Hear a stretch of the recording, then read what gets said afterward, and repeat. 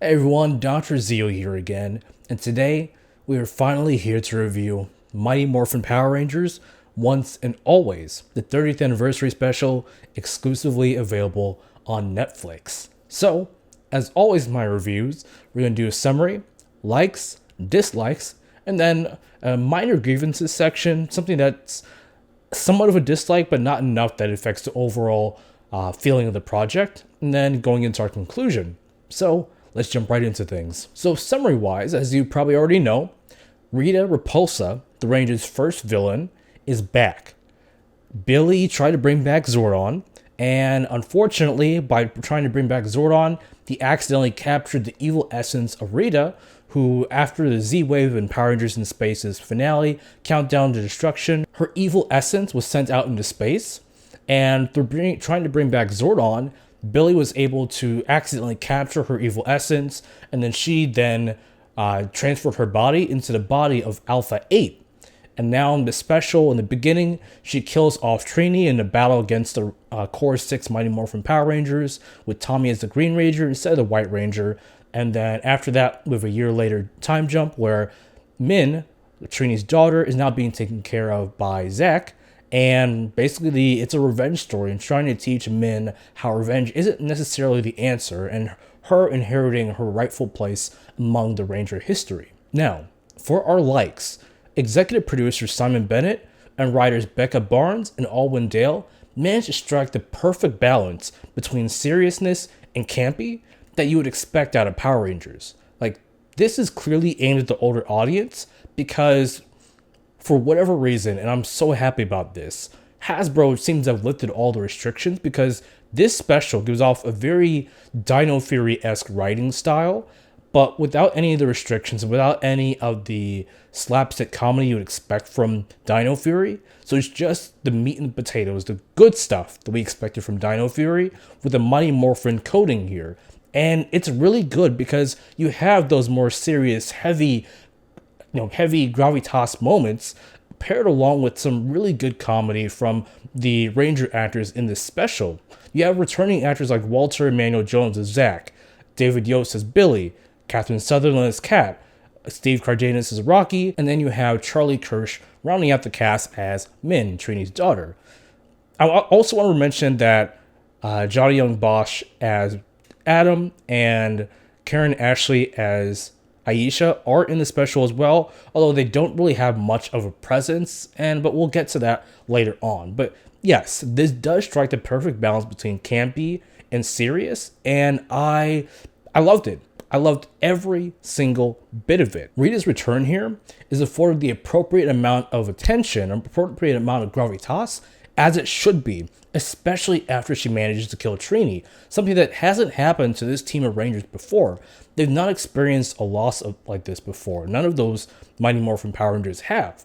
Other teams of Rangers have had situations where their own teammates have died and maybe been brought back to life, but the Mighty Morphin Power Rangers have not experienced a loss like this, especially a loss where that teammate doesn't come back. And that's something that adds to the tension of this special as well, because Trini's gone. As we know, Tui Trang, Trini's actress, passed away back in 2001, so of course she couldn't be in this special, and her absence is certainly felt, but in a good way. Like, they write around that in a very positive manner, and seeing Trini get blown up after taking a kill shot from Rita that was meant for Billy,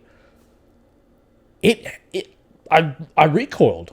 I seriously recoiled because I'm so used to seeing Power Rangers of the past where if somebody takes a heavy explosion hit, there'll be an explosion and they'll demorph. Or in Zane's case, and in Space, there'll be an explosion, he doesn't demorph, but he's knocked unconscious, but his body is still there. He didn't blow up wholeheartedly. Like, it's surprising. And this is the kind of writing and the kind of cinematography that you just don't see in Power Rangers. And I'm so happy that this was aimed at an older audience and that the writing team, the production team, were able to give us something like that specific moment. Picking up off of that, Rita, the Putties, Robo Minotaur, and Robo Snizzard all feel like tangible threats in this special. Rita didn't really have too much of an active part in Mighty Morphin Power Rangers run. Yes, she was very much into turning people evil, turning Tommy, turning Kat evil, and she had her own way about going about things. But in this special, she has more of a hands-on approach that just adds to the tension that you have throughout the special 55-minute run. And I loved it. Like, she gets her hands dirty. She's fighting the Rangers. She's fighting Min unmorphed. She has Robo Snizzard and Robo Minotaur fighting the Rangers. She has the putties all around the world causing havoc and throwing people off buildings. Like, I did not expect that at all, aside from seeing the trailer. Of course, I expected it from seeing the trailer. But even they have, when they go to ambush the Rangers in the cemetery 1 year after Trini's death, Robo Minotaur makes a comment that the cemetery is a beautiful place because of all the dead bodies. I was not expecting that line. It's those little flourishes that add just so much to the overall tone of this special. Even Rita herself, throughout the special's runtime, multiple times, she really hammers it in that she killed a Ranger. You can tell that Rita is on her high horse and she is feeling it. Like, she knows that the Rangers feel that she's a threat and she's going to milk that moment for every bit that it's worth. And she even threatens Min, telling her that I get to kill your mother here in the modern day times, and when I go back into the past, I'm going to kill her again. And then when she almost kills Min, she's excited about that because, hey, it feels familiar to her. And I'm like, damn, Rita Repulsa is really out here doing things, and I loved it. I loved every single second of it. Continuing on with a more mature tone that also gives us a more human feeling cast of Rangers that we don't really get to see, or we didn't get to really see in Mighty Morphin Power Rangers. By and large, the Mighty Morphin Power Rangers cast, or the characters back then, were tabula rasas. For the most part, they were blank slates. They were just a bunch of do-gooders, which isn't necessarily wrong for that period of time, but this special does a lot to bring them into the 21st century, both in terms of just overall writing quality and specifically in terms of Power Rangers writing quality. There's a certain depth to them that we're able to appreciate. Take, for instance, Min. Min is not happy with Billy at all. After Trini's death, Zack and Billy are having an argument in Min's house about how to come forth to Min about how Trini died.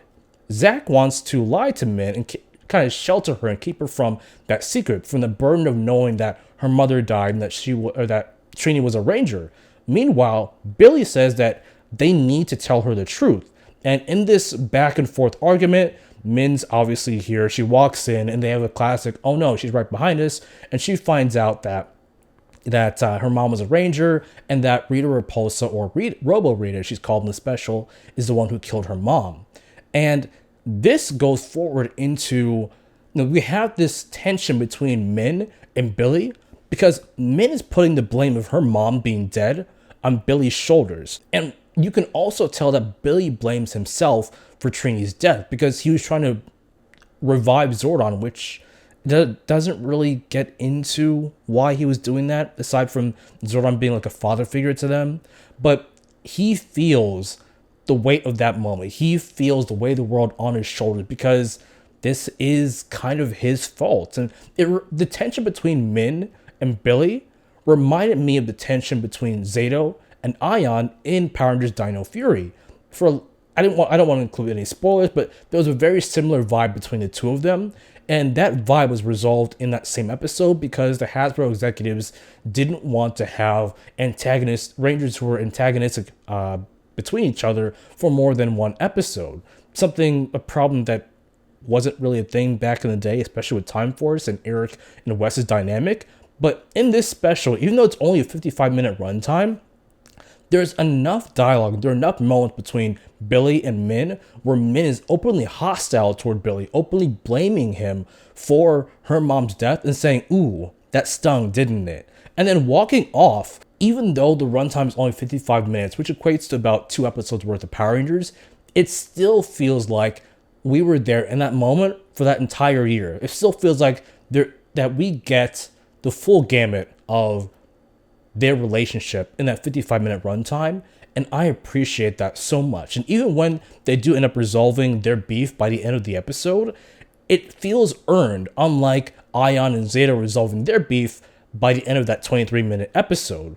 And I'm happy. I'm happy that the writers were able to write this and were able to execute it very well, because in a way it does feel like redemption for not being able to give us a proper moment like this during Dino Fury's runtime. Speaking of Min though, Zack and Min have some really good chemistry.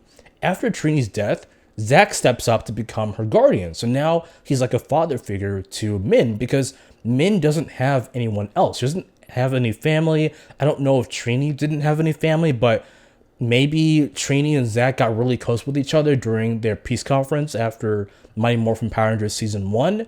And so Zack was the logical, next of kin, so to speak, in this situation. And they could have chosen a better person. I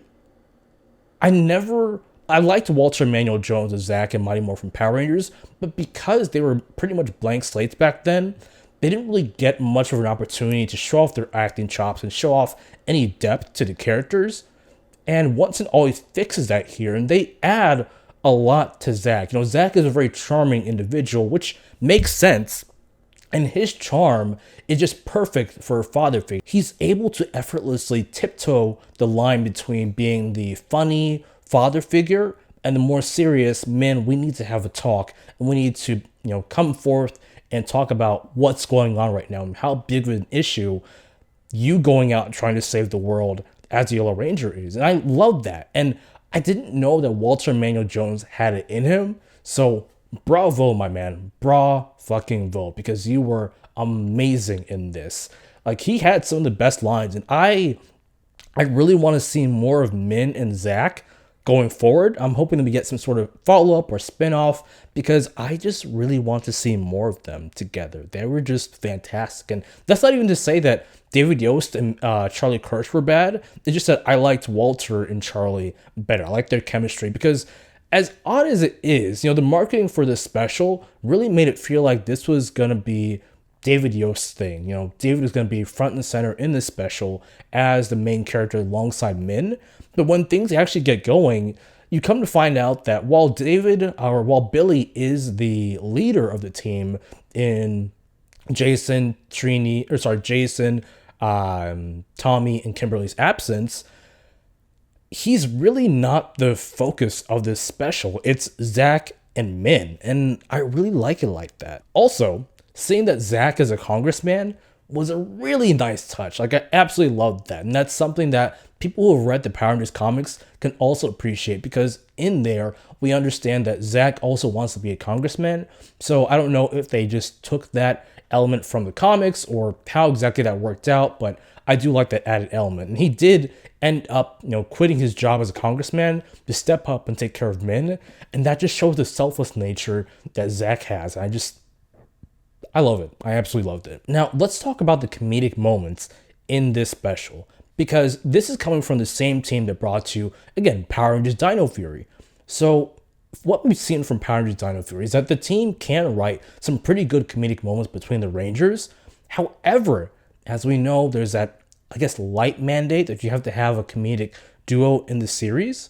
And Dino Fury had Jane and Jayborg, who weren't necessarily bad, but there were a lot of moments where they had that slapstick kind of humor that just didn't really gel well with the vibe of that season. Like, you would think it would be more serious, or you had slapstick moments that just I felt very out of place in certain episodes.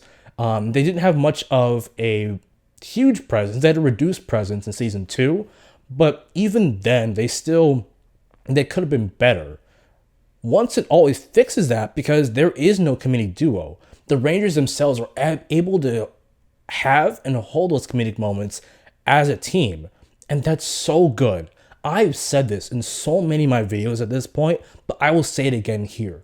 Power Rangers Ninja Storm is the perfect template for Power Rangers, because that cast had so much chemistry together and so many good, genuinely funny moments that it was just perfect. That season had a good balance between a serious story and comedy, and that comedy was allowed to flourish between the Rangers without necessarily having a standby comedic duo.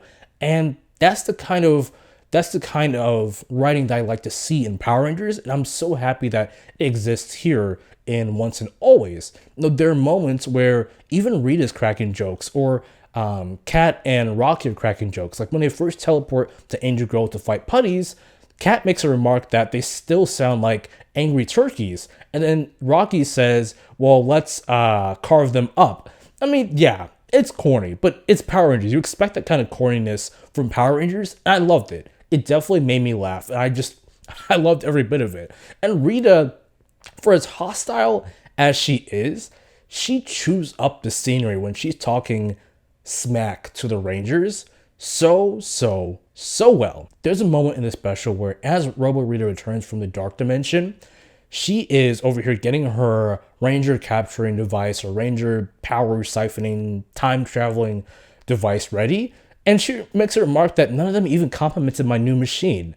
And I'm like, that's so random, but it's funny. It's a funny line to have there, and I loved it. It's a little things like that that just add so much to the comedic moments in these specials or in these moments in Power Rangers, and you know for a fact I live for every single one of them. Speaking of more things I loved in fighting, unmorphed fights. There were quite a bit of unmorphed fights in Once and Always, which is great. Unmorphed fights were a big, staple of Mighty Morphin Power Rangers, and so it's nice to see that that carried over into Once and Always. If you've been keeping up with Power Rangers, you'll know that Power Rangers Dino Fury did not have many unmorphed fights. Off the top of my head, I can name, 1, 2, maybe 3 unmorphed fights total.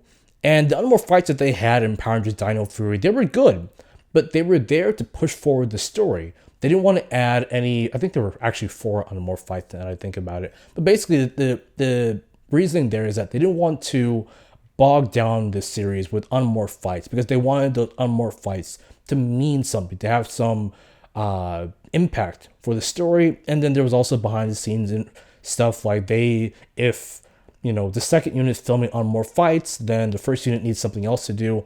There's a lot going on there, but I didn't expect that many unmorphed fights in Once and Always.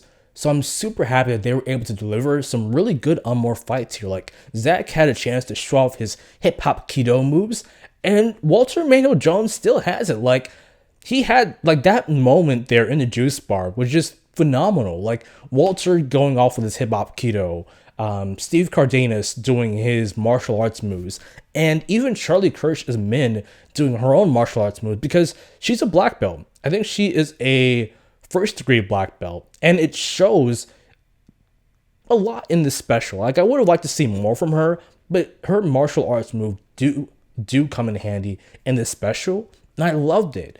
And going back and kind of talking about the tone of this special, during the juice bar fight, when Min is on her own fending off the putties, they were a big threat. Like they were throwing her around. Min was visibly struggling with these putties. When she punched them in the face, the putty, you could see her wringing her hand because it hurt her fist.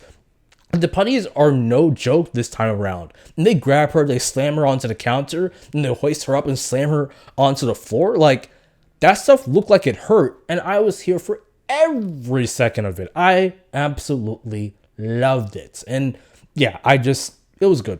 It was some good stuff. And even near the end of the special, we had some unmorphed fights between Rita and the rest of their legendary Rangers, or the Mighty Morphin Rangers, and that stuff was good. They got their butts kicked plenty, but I still enjoyed them trying because, for whatever reason, they weren't morphing. But yeah, it was nice to see. Speaking of Rita, there was, among so many Easter eggs in this special, there was an Easter egg to the 2017 Power Rangers movie tagline, "Together we are more," because Rita does say, "Together they are more," while she's referring to the Rangers, the captured Rangers powering up her time travel device. And I thought that was a nice little Easter egg to the 2017 movie. Like that, we deserve a sequel. We deserve a sequel. That cast was just brilliant, and the Breakfast Club vibe that we got from that movie was just perfect. It was a bad Power Rangers movie, but the Breakfast Clubby stuff, I appreciate it. There was definitely room to improve for a sequel, and I'm still kind of miffed that we're not going to get one. But that's another conversation for a completely other day. Now, let's go ahead and talk about Adam and Aisha and what they're up to. Once Alpha sends out the Bandora protocol, basically telling all the Rangers around the globe and all the Ranger teams that they need to get to their battle stations because Rita Repulsa is back, or Robo Rita is back. Alpha, or not Alpha, but Adam and Aisha send a message to the command center saying that they're about 6 hours away from Angel Grove. They are currently in the Sirius system battling Trubians. So they're part of SPA, or Space Patrol Alpha, as Johnny Young Bosch has let us know, although they don't actually state this in the special. But they're in the Sirius system and fighting off Trubians. And Billy, who has Cranston Technologies as his company, Cranston Technologies has been, I guess there's an underground part of that he's using to develop Ranger Tech, and as well as the command center, the new command center. And some of that Ranger Tech is some cloaking tech. And Adam and Aisha have been using that cloaking tech whenever they come into contact with Trubians. And so it's a nice little setup for Power Rangers SPD, which is supposed to take place during 2025. So we're about 2 years away from that. And I didn't expect that kind of setup. And it's nice to have that in this special. And I just appreciate it. But we'll get back to this here in just a moment. So rounding off my likes for the special, the Dino Megazords, or the Dino Zords in general. The summoning of the CG Dino Zords was really, really nice. As we saw in the trailer for Once and Always, the Zord action in this special is all CG. A first for Power Rangers in the TV show.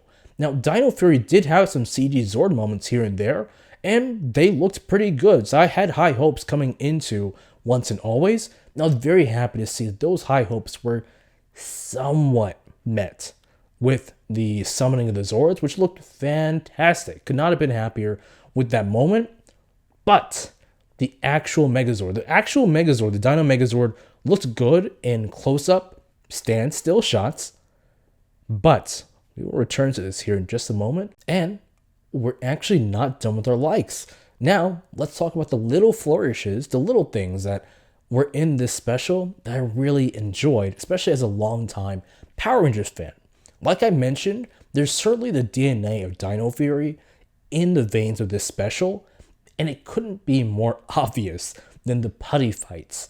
So when the putties are defeated, they crumble into rocks, and that is the same, if not a very similar effect to the one you would see in Power Rangers Dino Fury when the Rangers would defeat the henchmen and they would crumble into rocks. I really, really like that. I know some people may not like the fact that they might have used the same effect, but I liked it. It was cool. It was good. Additionally, there's also the DNA of the demorph here. So when the Dino Fury Rangers demorph, there's like a reverb sound effect that you can hear. And when the Mighty Morphin Rangers demorph, there's what I can describe best as like a gong noise, or some type of gong or bell noise. And it's just that little thing that connects the two, having that additional noise in the background that just, I don't know, just makes me smile anytime that they demorphed. Speaking of which, though, this is the first time since Power Rangers Jungle Fury back in 2008 that they have said power down to demorph. If you've been watching my Dino Fury reviews, you'll know that my review for Season 1, Episode 8, Unexpected Guest, when Mick returned, he said, and the Dino Fury Rangers demorphed, without saying power down, because we haven't said that since Jungle Fury, when he said, oh, classic demorph, you will know that I had a minor nitpick there, because it's not a classic demorph without them saying power down. And Morphin Masters, thank the Morphin Masters, thank Zordon, because someone on that production team heard me. Jackie Marchand was a story consultant here on the special. That might have been her. She might have been the one to necessitate the power down. And if it was, Jackie, thank you so much. Thank you. I know it's a small thing. I know a lot of people probably don't care, but I care. I care about them saying power down and demorphing. It's cool. It's something I grew up with. I don't know why. I can't explain it, but it's just something I love so much. Seeing them say power down and demorphing. It was a spectacle. And for them to bring that back for this special, oh my God. I was so happy. I was so happy. Like, just over the moon at 3 a.m. Just, oh my God. In absolute ecstasy on cloud 9. Again, it's a small thing. I know a lot of people don't care about it, but I do. And it made me feel seen. It made me feel validated. And I'm so happy that that was in there. So thank you. Personally, thank you to the production team. Whoever was in charge of that decision, thank you so much. Thank you. But speaking of more little Dino Fury flourishes, let's talk about Min getting her powers. So, when Min gets her powers, there's like, she has like this connection to the Morphin Grid moment. And that has a very similar effect of like the yellow Morphin Grid, like power just radiating through her arm and through her body, as we saw in Dino Fury's premiere, Destination Dino Henge, when Ollie and Amelia got their connections to the Morphin Grid, and we saw a similar effect of like their Morphin Grid radiating through them and then turning into the morphers on their wrists. It's so dope. I love it. Again, little things that connect. Well, I think I don't really recall if it turned them into Rangers or if it gave them the morphers first. It's some sort of sequence, but anyway, it's again DNA Dino Fury. I love that. There's one more Dino Fury related thing here, and that is Buzz Blast. As we saw in the Dino Fury finale, the Nemesis, Jane, Buzz Blast's the head of Buzz Blast, is opening or was going to open Buzz Blast Angel Grove, an Angel Grove division for Buzz Blast, the news station, news, social media, BuzzFeed-esque thing. And that pays off in this special. There is a Buzz Blast Angel Grove. When the putties are attacking, they watch a news broadcast from Buzz Blast Angel Grove. If that's not enough, who is the one talking about the news broadcast in the juice bar? It's none other than Anne. Anne or Annie, whatever. Anne, who we saw in Power Rangers Dino Fury. She was working with Stan and Amelia routinely. So to see that maybe she transferred, or maybe she's doing some part-time stuff in Angel Grove, but whatever the case may be, to see her have a cameo and to have that direct tie to Dino Fury is nice. I love it. You all know I love Dino Fury, and to have that moment there, I loved it. Props to y'all for that. Beyond that, one more Dino Fury thing. Just one more Dino Fury thing, and that is queer representation. So, as we know, Dino Fury had our first on-screen or in the TV universe queer couple, queer ranger, and eventually queer couple in Izzy, the Green Ranger. Now, this special, the Once and Always special, has our first instance of a visible on-screen queer man or gay couple, gay men in Power Rangers, in the Power Rangers, just period. That we have not had on-screen gay guys in Power Rangers, any of the movies or any of the TV show seasons. And that I'm pretty sure I mentioned I want to see more of that either in tweets or in my reviews for Dino Fury. I'm so happy that we got this. I'm so happy. Like, my queer fam is eating this up. I know George Jr., Power Rangers reviewer. He regularly talks about comics, the show, all that kind of stuff. It's a huge collection he's selling off. Go watch his videos. I know this man was crying his eyes out at this moment. I know that he was so happy. He probably felt seen. And my man, you know damn well I'm happy for you. I'm so happy that you and other queer people got to have this moment. And I hope to see at some point in the future we get a queer man on the team or on the Ranger team. That would be so amazing. This type of representation, we love to see that. Power Rangers from the beginning has always been about representation. And I'll be blunt. Screw you if you don't like it. Screw you if you do not like it, okay? Power Rangers has always been about representation. To see that finally represent queer people in the show is fantastic. Absolutely fantastic. Now, I will add that Power Rangers Dino Fury did have a queer guy in it. There was an off-screen moment in the season 1 episode, Our Hero, I think that was episode 17, where a queer man makes a comment that Ion, or the Gold Ranger, is cute. Now, he wasn't on screen, he was off screen, but the moment is still there. So this isn't necessarily our first queer person in a TV show, just our first visible on-screen, our first visible on-screen queer man in Power Rangers, and I appreciate that. So again, props to the production team for that bit of representation. We love to see it. But rounding off the little details I liked was just references to other places in the Ranger universe. Like, they talked about Miranoi. You know, Billy asked Min if he wanted to, if she wanted him to get a souvenir from Miranoi, and they talked about Aquitar when the Rangers got saved at the end, when everything's winding down, and Aisha and Adam are there. They say that we've got the shrunken Rangers in the med bay of our ship. We're going to take them to Aquitar so that they can be, I guess, healed or brought back to their normal selves. And that's a nice little touch. You know, I like references or just mentioning the broader Power Rangers universe. I like that a lot. And it was nice that they even mentioned Cestria, who helped Billy in Power Rangers Zeo in his last episode go from being an old man to his young, spry self again. And they mentioned that Cestria misses Billy, and that was a nice little, I didn't expect that kind of moment. But yeah, that's really, really nice. And even Billy makes a mention of wanting to go back on his spacefaring adventures, and that's kind of where we leave things off with him at the end of the special. He's going back into space to do things, and we will see what that means. Minor spoiler for Cosmic Fury. We will see where that goes when Power Rangers Cosmic Fury airs this fall. Again, Cosmic Fury is the follow-up, direct follow-up to Dino Fury. So if you're interested in that, go watch Dino Fury, then watch Cosmic Fury this fall. Looking good, shaping up pretty well. But Billy, David Yost, will also be in that. That's been confirmed. Behind the scenes information that's been confirmed, as we've talked about in my Cosmic Fury updates. Go watch those if you want to.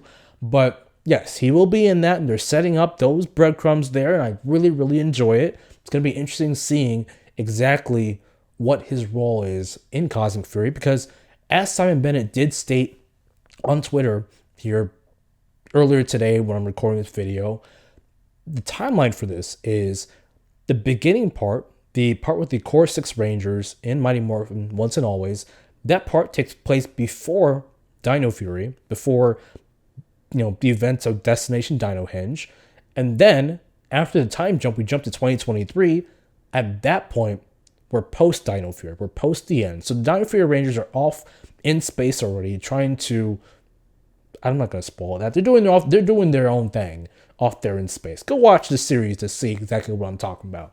But yeah, so we know Billy's going into space. He's going to meet up with the Cosmic Fury Rangers and do stuff with them. It's going to be a blast. I'm excited. I can't wait. I do wish Walter Emmanuel Jones and Zach was also going, because I want to see more of him. Again, this special made me really want to see more of Zach. But yeah, that's going to be nice. But now, let's go ahead and talk about my dislikes. Adam and Aisha, you are up. So, Adam and Aisha, they flew Karen Ashley and Johnny Young Bosch all the way to New Zealand. To film 2 scenes. One of them on their SPA spaceship, and one of them in the command center. These people get maybe a minute and a half of screen time to film 2 scenes. You flew them all the way out there to film 2 scenes. I don't know why. It gives me Megaforce vibes. It gives me Super Megaforce Legendary Battle vibes when Mike and Emily, the green and yellow Samurai Rangers respectively, were in there for just one scene. Granted, they didn't have any lines. They really got screwed over in that special. But I guess they also got a free trip. I think it was free. I think that they didn't have to pay for their trip. Let me know if I'm wrong about that. But they got a trip to New Zealand out of it, so props to them. But yeah, they still got screwed over in the end. And similarly, I feel like Karen Ashley and Johnny Young Bosch got screwed over as well. Like, it just doesn't make any sense that they didn't really have much to do in the special. Like, I don't understand that. And as this is a little grievance for me, but I've mentioned this before, Johnny Young Bosch is one of, if not the best martial artist that this show has had on it. I was so happy when he got announced to be part of the special. I was looking forward to seeing my man fighting in an unmorphed fight. That's all I wanted from the special, honestly. Him with an unmorph fight. Maybe him and Min with an unmorph fight. That would have been dope. Really, really dope. None of that. So to have none of that, I was hurt. I felt personally attacked. I'm messing with you. But I was hurt. I was honestly hurt that Johnny Young Bosch didn't get an unmorph fight. Like that, this might be the last time we see some, if not most or all, aside from Billy, of these Rangers together or on screen. And to not give him one last unmorph fight just feels like a disservice to his character. It was weird. I didn't like it at all. Also, they didn't explain what SPA was in the special. Johnny Young Bosch told us SPA stands for Space Patrol Alpha, but we didn't get that confirmation in the special. They didn't really do much with SPA in this special. There's no story reason that we're given as to why SPA is a thing as opposed to just being SPD. SPD is active at this time. In 2023, SPD has long been active. Why Adam and Aisha are part of SPA instead of SPD is not elaborated upon at all here in this special. I didn't like that. It doesn't make any sense. It does not make any sense. I know that this may not matter to a lot of people watching the special, and that's fine. But for me, it mattered. If they're going to include a whole new branch, presumably a branch of SPD, a whole new thing of SPA, you're going to include these characters and say that they're a part of it, tell us, give us a name. Give us more information other than, they're fighting Trubians. Do something with it. Please. Yeah, just do something with it is all I'm asking for. Similarly, Rocky and Kat are also just kind of there. So we know that Zach used to be a congressman, now he's Min's guardian. We know that Billy has his Cranston technologies and is using that to covertly build Ranger Tech as well as the command center. We know that Rocky is a fireman now. I forgot to mention that in the pro section, but I did like that. But that's good. We don't know anything about, that's really it. We don't know what Kat's doing. We know that she's got JJ with Tommy. We've known that since Dimensions in Danger, the 25th anniversary special episode. That's not new information for us. JJ has his own, or is part of a karate camp, so that's cool that he's following his father's footsteps and taking on martial arts. Maybe we'll see him sometime in the future. But we don't really know anything about Kat's life beyond that. For all we know, Kat might just be a stay-at-home mom. For all we know, Tommy might just be a stay-at-home dad. Their ranger duties, if they still, Kat's ranger duties, I guess both of their ranger duties might really be the only job that they do. We don't even know if JJ knows that they're rangers. We don't really know much about Kat's home life. We don't know much about Tommy, Jason, or Kimberly's home life. And that bothers me. That really bothers me. And I briefly talking about the plus here real quick, or something I liked about this. In the absence of Jason David Frank, Amy Jo Johnson, and Austin St. John, their three characters were included in pretty good ways. They used recycled voice lines, so their absence wasn't felt too much. It still felt like they were part of this special in a way. But it would have been nice for them to talk about, for the other Rangers to talk about what they've been up to career-wise. Just a brief thing. Like, at the end, tell us, hey, we should probably hurry up and get them back to normal size because Jason has a dojo or, I don't know, his job to get back to. Amy or Kimberly has gymnastics classes to teach, or Tommy has karate classes to teach. Something that tells us about what they're doing outside of Ranger business. Because we know that Power Rangers Dino Thunder told us that Tommy has a real PTSD look, at least at that time, about being a Ranger. He was very much a Ranger through and through. We know that Tommy did get his PhD. He does have a doctorate in, I think, paleontology. So we know that there's that. We don't really know if he's doing anything with that paleontology doctorate post the events of Dino Thunder. But we know that that's there. I don't know. It just would have been nice to see or hear more about what they've been up to in the last few years. But beyond that, going into some more of my dislikes, some of the dialogue was just a little bit rough. A little bit on the rough side. Like when Zach morphed back into action at the cemetery, he said, "Zach is back in black." I'm like, that was bad delivery. That was a bad line in general. And even Charlie Kirsch's Min had some rough moments here and there, like some rough line delivery. Like it's morphin' time at the end was, I'm gonna say it's bad. Her more serious moments were great. But yeah, she definitely did have some rough moments in there. But again, I would love to see her back and to see her grow as an actress and grow into the role. You could tell that she did get comfortable. She had some comfortable moments here and there. She did have some good lines. She did have some good acting here and there. Her acting was better through most of the special. Her performance overall was good. There were just some moments here and there that I didn't like. So, the Zord fight. That was also bad.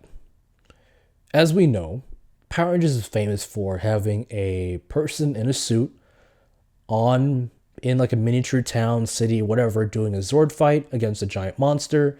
That's Power Rangers to a lot of people. For some reason, they gave us a CGI Zord fight. Maybe it was budgetary reasons. I don't know. They haven't told us. But the Zord fight itself was really bad in motion. The Zord fight between Dino Megazord and Robo Snizzard, no, it didn't look good. It didn't look good at all. And it makes me wonder why they... Again, I don't know. Maybe budgetary reasons, but we do know that Daijujin, the Japanese version of the Dino Megazord, it's still available. Toei rebuilt that suit, or kept it in good shape, because we just saw it in Zenkaiger, a Super Sentai season about, 2-3 years ago at this point? So we know it's available. We don't know if Hasbro asked for it. We don't know why they didn't use it. Again, could be budgetary reasons. Maybe that they're testing the waters for future adaptations because they're going to be going CG with Zord fights. I don't know. But yeah, this wasn't it. This wasn't it at all. As for more dislikes, some of the fights just felt off. Some of the fight stunts felt off. Billy's flip kick to Rita at the beginning. The putty fight in Angel Grove. Like, some of these hits that they were delivering to the putties and other monsters didn't really feel like they had much impact to them. Like, we couldn't really see the hit connect. And I didn't like that. I did not like that. Even speaking of connecting, they used their blasters a bit. They used their blasters a bit in the special. And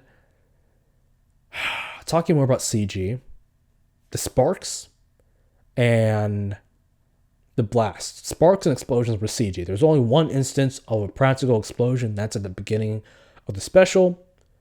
As they get the title card and you see the 6 Rangers running toward the screen. We saw that moment in the trailer. It looks great.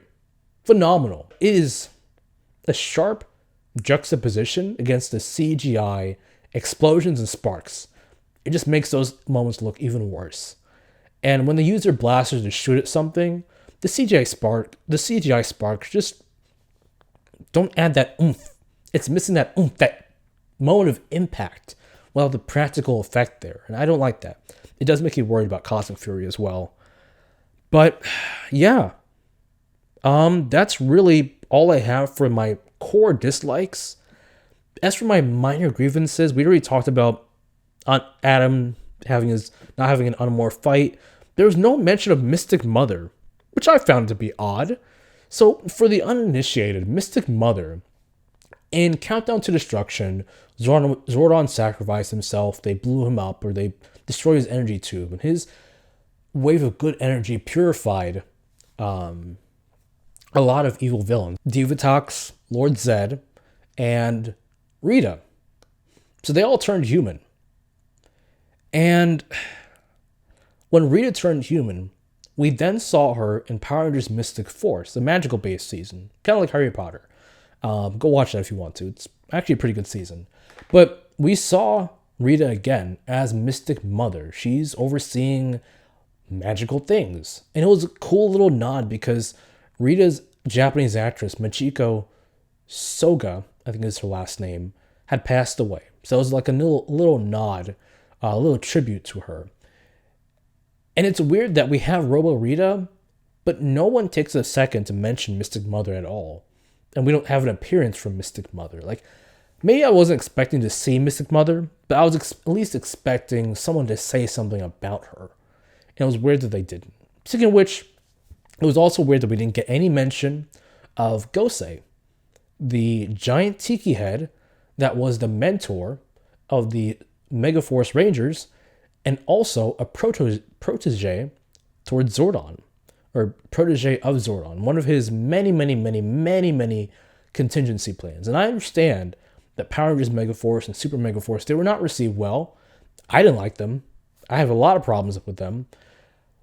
But I still would have liked to see Gosei, not physically see him. We don't need to see him. I don't know if they still have that prop. But it would have been nice to hear from him, or for Billy to offhandedly mention that he and Gosei, or he's been talking to Gosei to help restore Zordon or find Zordon. Because if anyone, first off, if there's anyone who can bring back Zordon, it's Billy. I trust Billy fully with that. At some point in time, that's probably going to happen. They'll probably bring him back either permanently or temporarily. And Billy's the one who's going to be he's going to be the one to do it. Because the Morphin Masters aren't doing it. They don't care. They'll say his essence is out in the grid. But if there's anyone Billy could have collaborated on with this project, it's Gosei. Because Gosei was Zordon's student. He was put there on Earth by Zordon just in case something went wrong on Earth. Earth is in grave danger, whatever Gosei said in Megaforce. So it's weird that there's no mention about him collaborating with Gosei in any capacity. I would have liked to see that in this special. That's really all. That's all. It's been a long review. I'm sorry about that. But to summarize it, I'm just going to read from my notes here. So once and always, it's the current regime's way of injecting Mighty Morphin with the DNA of Dino Fury without any of the restrictive oversight that we typically see from Power Rangers seasons. There's gravitas, angst, unique cinematography, and great writing here that gives me high hopes for the future of the franchise.